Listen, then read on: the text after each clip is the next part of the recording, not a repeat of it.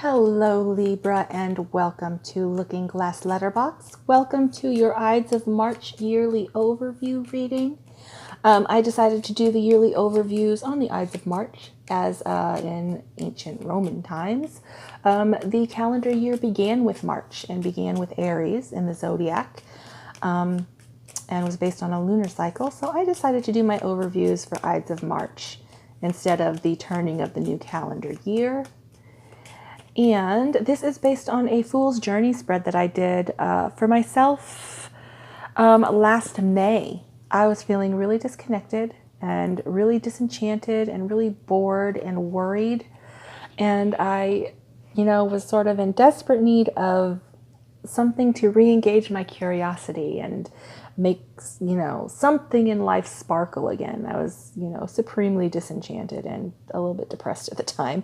So I grabbed a regular deck of playing cards and I came across the Fool's Journey Tarot spread and was re-enchanted. It was so interesting and so curious and wonderful to do. But now, almost a year later, I did this last May, like I said, the significance of the combination of cards drawn and how I understand them now after having, been through almost a full year since I drew the cards, and what I thought they may have indicated at the time is remarkable and fascinating. So I wanted to base my yearly overview on that because it is a great point, especially if you want to begin journaling with tarot.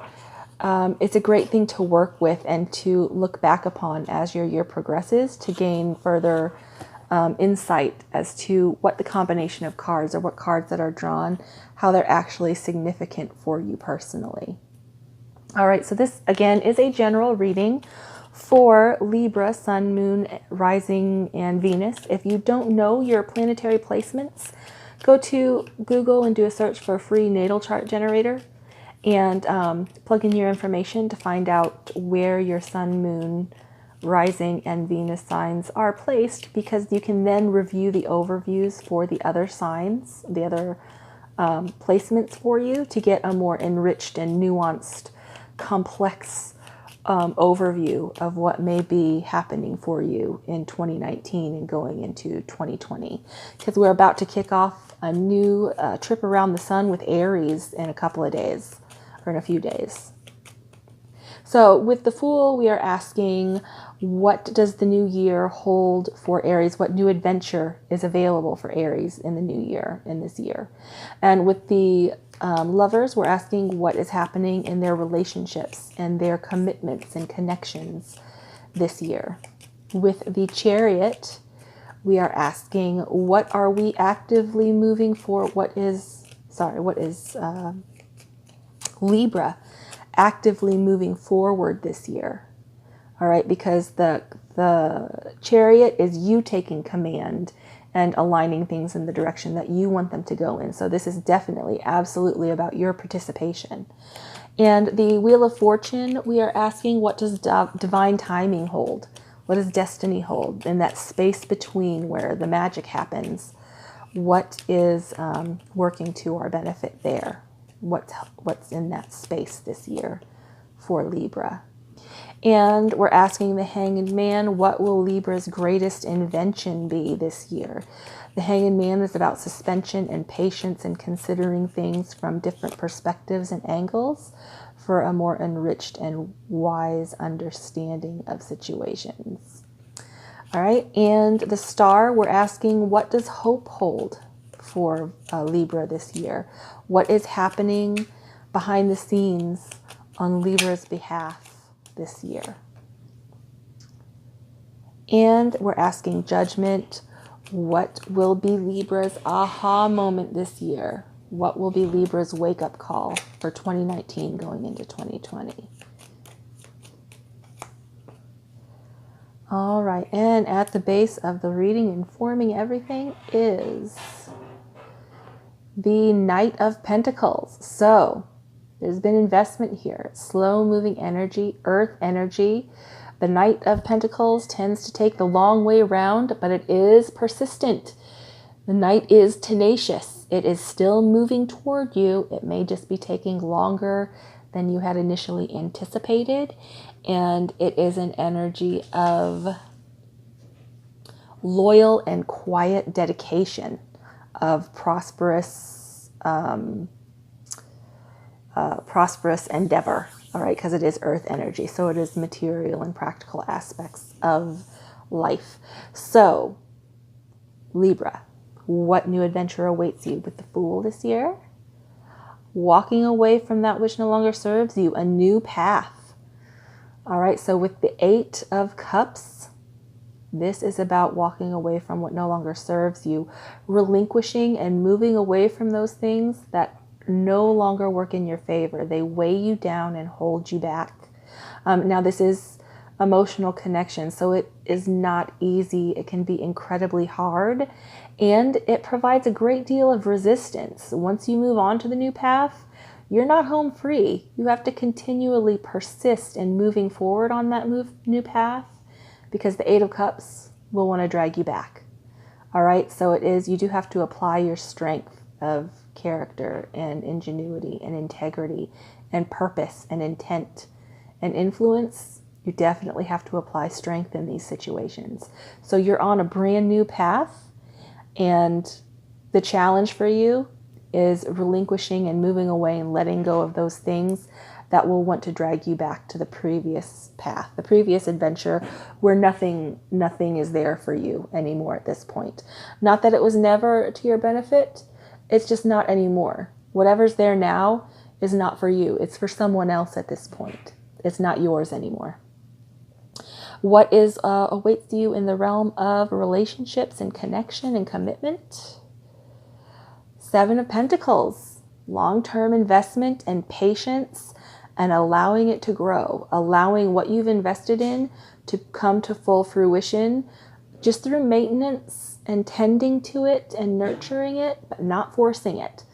Allowing that space between that allows for the growth to happen that is required in order for it to be plentiful and abundant. Okay? So trusting that what you're investing in your relationships and paying attention and nurturing its growth is significant, but having patience in those applications as well, in those involvements. What you're actively moving forward, Libra, is your foundation, practical foundation, the cornerstones of stability in the practical earthly realm. All right, so this is about knowing how much control to exert, how much possession to apply, knowing when to release your grip a little bit to inspire and encourage growth, and knowing when to hold firm in order to maintain stability and security. All right, beautiful.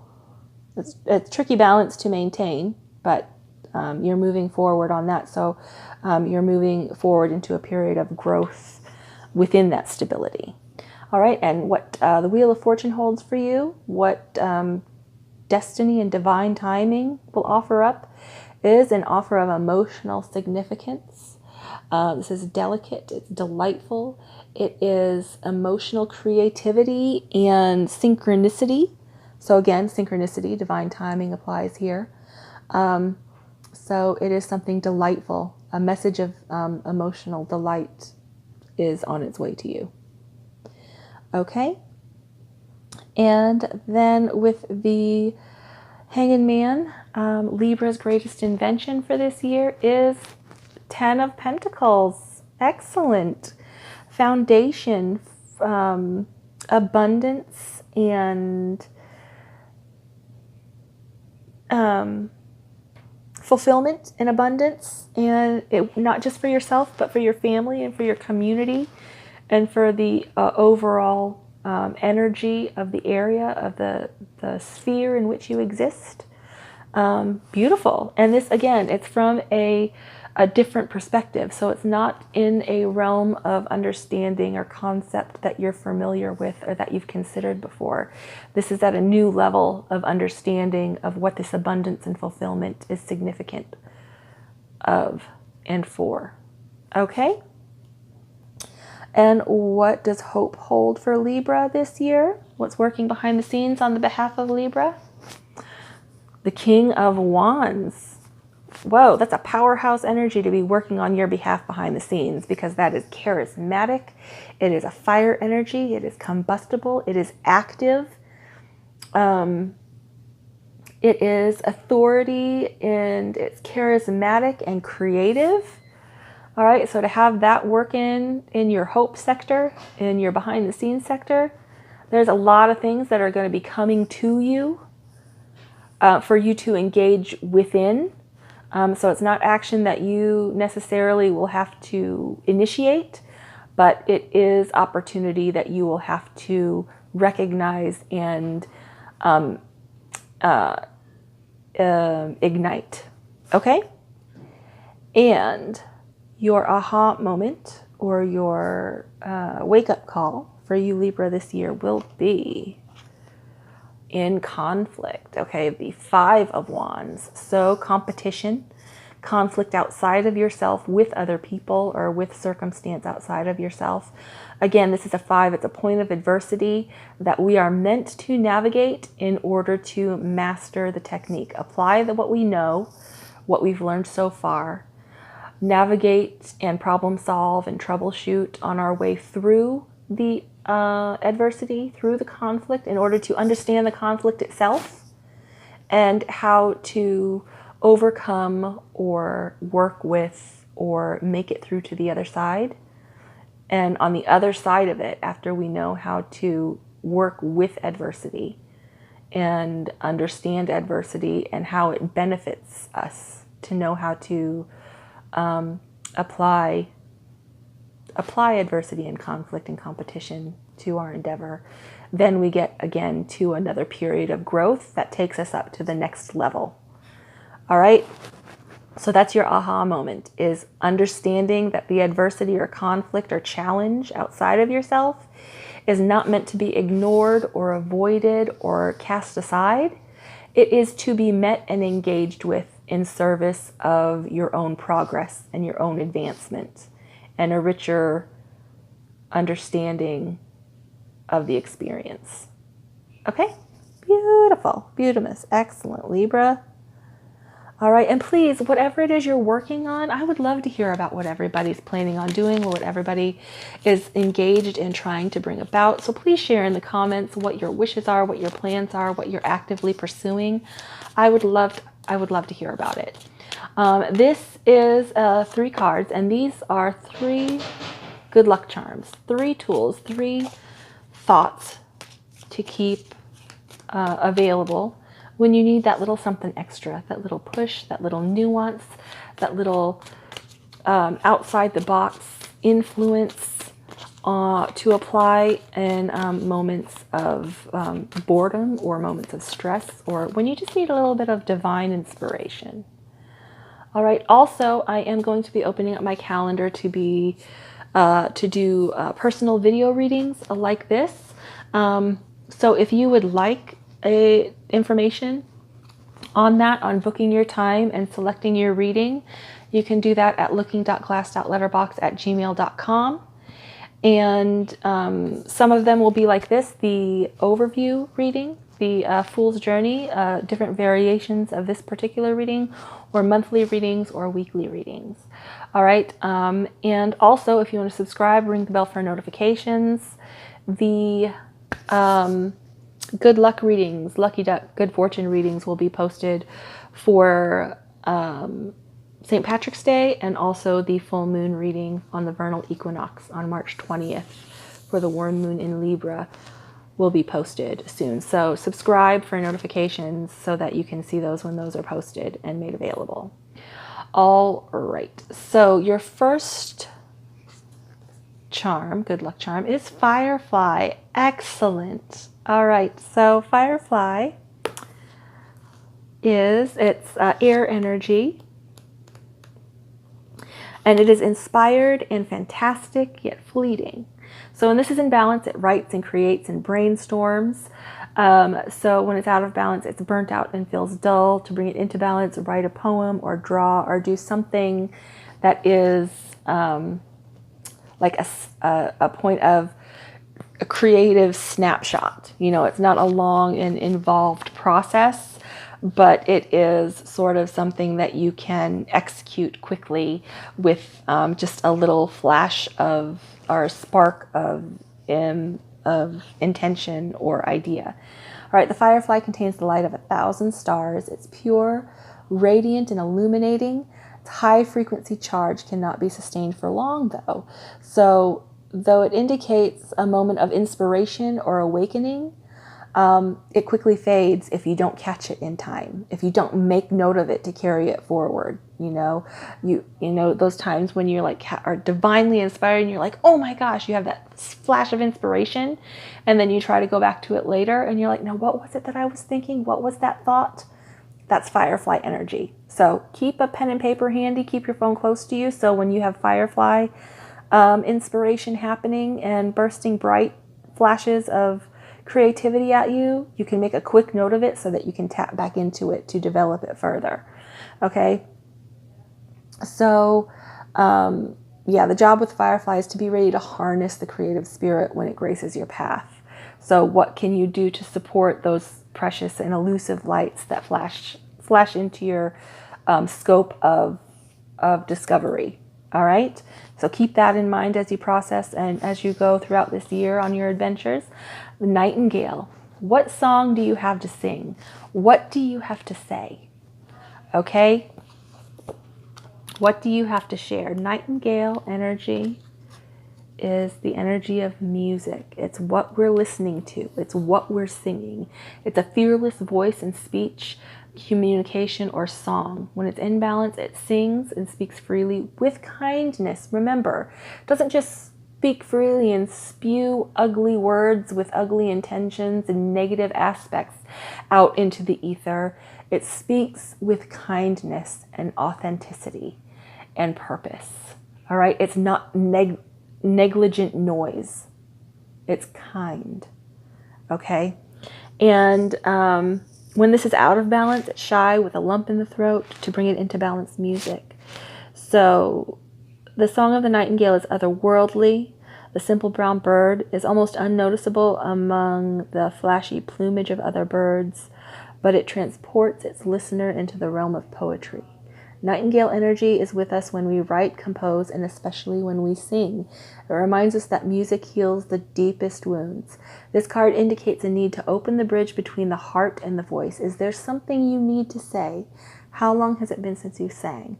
Turn it up, write it down, and let it out. So there is something significant at some point throughout the year that you are going to need to communicate and to express. And when you need to do that, you apply the nightingale energy so that it rings true and authentic. Okay? And it will transfix the listener so that it can receive the message that you're extending on a higher sphere of understanding and receptivity. Okay? Because we process sound that we hear in music and in sounds. We process that in a different part of our brain than we do just our regular speech. All right, so the way that you communicate something is significant in the receptivity of the person you are communicating to. So when you unlock that key and you find the way to sing that song so that they receive it on a next level reception, that's when to apply the nightingale. All right, and then we have a zebra. Yay, zebra, eccentric, visionary, creative. It's fire energy. It's exciting. It's seeking out epic adventure and new horizons. And, oh, it's glorious, the zebra. I love this zebra. Okay, when this is in balance, it's worldly and enthusiastic and fashion forward. When it's out of balance, it's jaded and pouty and vain.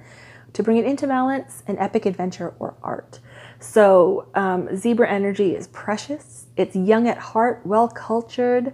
There's an undying curiosity about life and experience. Being in the company of the zebra personality is delightful and mind-opening, mind-altering. So be prepared.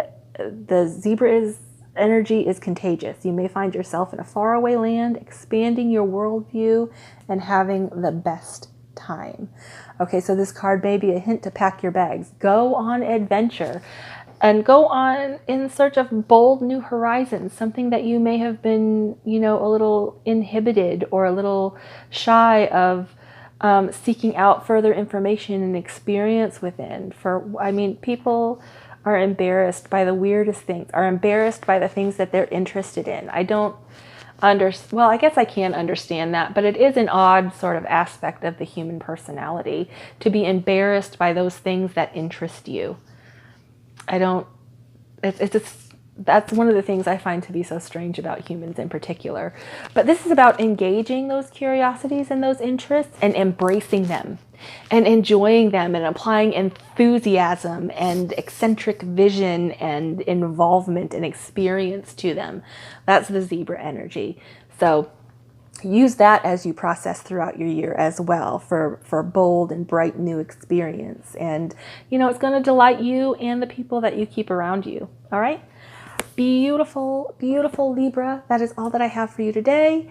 Have a good one, and I will see you in the Good Fortune readings for St. Patrick's Day. Bye-bye.